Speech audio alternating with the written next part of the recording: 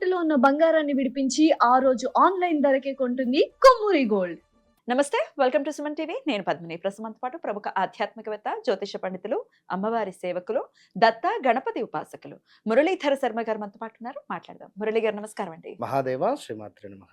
ఆకస్మిక కష్టాలు, మరి కష్టాలు అంటే డెఫినెట్ గా సడన్ గా వచ్చేవే కష్టాలు కదా. సుఖాలు అయితే మెల్లగా దాని టైం తీసుకుంటుంది సుఖం రావాలి అని అంటే. బాగా ఆ, అయినా సుఖంలో ఇప్పుడు ఉన్నప్పుడు మనిషి మనకి మంచి పేరు కోసము కొన్ని రోజులు కష్టపడితే ఆ చెడ్డ పేరు పేరే ఖరాబ్ ఉంది. కావడానికి ఒక్క సెకండ్ చాలు, చాలు. ఒక్క నిమిషం కంపు అయిపోతుంది. అయితే ఆ, ఏదైతే స్లోగా వస్తుందో అది స్టడీగా నిలబడిపోతుంది. సుఖంలో ఉన్నప్పుడు మనకు తెలియదు కదా, దిక్కుమాలిన సుఖం ఇది పోతే బాగుండని అనుకోము. ఎవరు హ్యాపీ అనుకోరు. కష్టం అంతే. ఉన్నప్పుడే కదా మరి పోవాలి అని నేను అదే చెప్తా. ఇప్పుడు ఎవరైనా క్లయింట్స్ వస్తే ఉమ్. అస్సలు బాగాలేదు గురువు గారు, అన్ని దరిద్రాలు, అసలు గత కొండు ఇంట చూస్తే అర్థమైంది కదా జాతకంలో. పలానా టైం నుంచి పలానా టైం వరకు బాగుందా లేదా, ఆ టైంలో సూపర్ ఇల్లు కట్టుకున్నాం గురువుగారు, కారు కొనుక్కున్నాం, బంగారం కొనుక్కున్నాం, మరి ఇక్కడ యాక్సెప్ట్ చేసిర్రు, దీన్ని కూడా యాక్సెప్ట్ చేయండి. అంతే అంతే కరెక్ట్. లైఫ్ అంటేనే అది అప్ అండ్ డౌన్స్ ఖచ్చితంగా ఉంటాయి. కానీ కొంతమంది జీవితాల్లో చూసుకుంటే కొంతమంది మరీ దారుణంగా ఉంటుంది. మొత్తం డౌనే ఉంటుంది తప్ప అప్పు ఉండడం అనేది ఏదో స్వల్ప కాలంలో అలా జస్ట్ అలా అయిపోతుంటుంది. మరి ఈ ఆకస్మిక కష్టాలని తట్టుకోవటం కానీ, ఈ కష్టాల నుంచి బయటపడడానికి కానీ ఏదైనా పరిహార మార్గం ఉందా చెప్తారా? తప్పకుండా అమ్మా. ఆకస్మికంగా వచ్చేటువంటివి మీరు అన్నటువంటివే కష్టాలు. అదేవిధంగా ఆకస్మికంగా కూడా డబ్బు నష్టం కూడా వస్తుంది.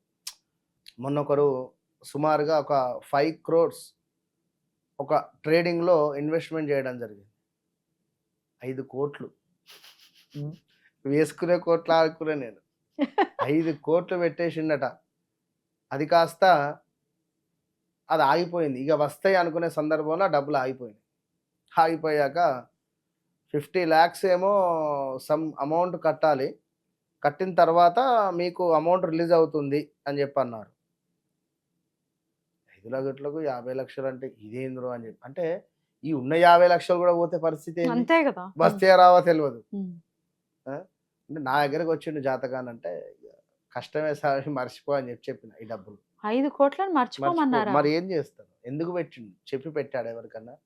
తన టైము బుధుడు నీచలో ఉన్నాడు, తన లగ్నము మకర లగ్నము, మకర లగ్నంలో 12వ భావంలో బుధుడు ఉన్నాడు. ఏది మన గురువు ఇంట్లో బుధుడు ఉన్నాడు. అదే విధంగా నడిచే దశ రాహు దశ నడుస్తున్నది. నీచం ఎలా అయ్యాడు బుధుడు? బుధుడు మీనంలో నీచపడతాడు. మకర లగ్నం అయితే 12వ స్థానం ధనస్సు అవుతుంది కదా సార్. మేడం, గురువు మన మకర లగ్నం అయినప్పుడు 12వ భావం గురువు కదా. అదే అది గురువిల్లే, ఇది గురువిల్లే, ఓకే. రిజల్ట్ అంతే ఉంటుంది. అది మాక్సిమం అంతే. ఇక్కడ బుధుడేమో అద్భుతాలను సృష్టించాడు. ఇక్కడ గురువిల్లే, ఇది కూడా మీనము కూడా గురువిల్లే. మీనంలో బుధుడు నీచపడతాడు. ఇప్పుడు శనైశ్వరుడు మేషంలో నీచపడతాడు, అవునా? ఓకే. ఈ యొక్క వృశ్చికంలో కూడా అంతే, రిజల్ట్ ఎక్కువగా ఫేవరబుల్ గా ఉండడు. I mean okay. రాహులో బుధుడు, రాహు అంటే ఏమిటి? మాయా. ట్రేడింగ్ కూడా. ట్రేడింగ్ బుధుడు ట్రేడింగే రెండు. ఈ బుధుడు రాహు రెండు కూడా ఆ దశ ఎంటర్ అయినప్పటి నుండి తనకు ఇక చెప్తున్నాడు, ఒక 4 నెలలు అయింది నాకు, ఎందుకు అసలు ఎందుకు పెట్టినో అర్థం కాలేదు అంటాడు. ఆ పెట్టే ముందన్న రారా నా దగ్గరికి అన్న, మీ వీడియోలు ఇప్పుడే చూసినా అంటాడు. ఏం చేశారు, చెరువు నీళ్ళు పోయి చెరువు వెనుక పడ్డాయి. ఇక ఈ సమయంలో ఇప్పుడు ఒకటి మాయ, ఒకడు వస్తాడు, నాకు 1 కోటి రూపాయలు, మీ 4 కోట్లు నేను మీకు తెచ్చిస్తాను ఒకడు అంటాడు. మరొకడు అంటాడు, నేను ఇది చేస్తాను మరొకటి అంటాడు. ఇట్లాంటి విషయాలు మీకు తారసపడితే జాగ్రత్తగా ఉండండి. డబ్బులు ఎవరికి ఊరికే రావు, గుర్తుపెట్టుకోండి. కనుక ఇలాంటివి కష్టాలు నష్టాలు అనేటువంటివి వ్యక్తిగత జాతకాన్ని చూస్తే అర్థమైపోతుంది. మనిషి మరణిస్తాడు ఎప్పుడు అనేటువంటిది కానీ మరణ సూచనలు కూడా కనబడతాయి, కానీ చెప్పద్దు, విన్నరా? ఎందుకంటే మనం ఈశ్వరుడు అంతే అది. సో ఏదేమైనప్పటికీ కూడా ఇలాంటి కష్టాలు కానీ నష్టాలు కానీ వచ్చేటువంటి సందర్భాలలో, అంటే వీళ్ళకు కష్టాలు వచ్చినప్పుడు, అంటే కొందరు అనుకుంటారు మా కష్టాలు వచ్చేసరికి అర్థం కాదు వారికి. ఎదుటి వారికి కష్టం వస్తే నాకు చెడు చేశాడు, మనకి మంచిగా అయింది అనుకుంటారు. మనం ఒక వెలుగు వెలిగేసరికి కళ్ళు ఓర్వవు కొందరికి. అదేవిధంగా ఇందాక చెప్పా, ఏ వ్యక్తి అయినా ఏ మనిషి అయినా ఎవరైనా కూడా ఖచ్చితంగా తప్పు చేస్తారు. తప్పు చేయని వారు ఎవరు ఉండరు. అలా అని చెప్పి ఆ తప్పును ఏలు పెట్టి చూపెట్టొద్దు. వాళ్ళు ఎవరైనా మనకు అపాలజీ చెప్పినప్పటికీ కూడా దాన్ని యాక్సెప్ట్ చేశామా, ఓకే డన్, ఇక దాన్ని వదిలేయాలి. దాన్నే పట్టుకొని మనము ఉండడం ధర్మం కాదు. ఎందుకంటే ఎదుటి వాని యొక్క లైక్ చెడును నువ్వు కోరుకుంటున్నావంటే నువ్వెంతటి మంచి మనసా అనేది చెడ్డ మనసు. ఓకే బ్రో, ఏదైనప్పటికీ వదిలేయాలి విషయాలు, ఏదున్నా ఎవరున్నా. కనుక ఎదుటివారి ఏడుపు మనపై ఉండొద్దు, మన ఏడుపు ఎదుటివారిపై ఉండొద్దు. అది మన కుటుంబానికి కానీ అందరికి కానీ ఎఫెక్ట్ ఉంటుంది. రైట్. సో ఎవరు అయినా ఇలాంటి ఇబ్బందులలో ఆకస్మిక కష్టాలు అని చెప్పుకునేటువంటి వారు ఒక 11 మిరియాలు తీసుకోవాలి, ఒక 11 లైక్ మన ఇదేమిటి వేప ఆకులను తీసుకోవాలి, ఒక 11 బియ్యపు గింజలను తీసుకోవాలి. వీటిని చక్కగా కూడా ఒక రోట్లో వేసి ముద్దలాగా చేయాలి, లేదా గ్రైండర్లో వేసుకుంటారో మీ ఇష్టం. మిరియాలు 11 మిరియాలు, 11 11 వేప ఆకులు, 11 బియ్యపు గింజలు. వీటన్నింటినీ కూడా ఒక మన లైక్ రోల్ చేయాలి. వీటిని రుబ్బితే ఒక కొంత గంగ నీరును కలిపితే బౌల్ అంటే ముద్దలాగా అవుతుంది. ఈ ముద్దను తీసుకొని చక్కగా కూడా సూర్యోదయంకు ప్రతి ఆదివారము సూర్యోదయం కంటే ముందే దీన్ని రెడీ చేసి పెట్టుకొని 5 ఆదివారాలు చేతికి రాసుకోవాలి.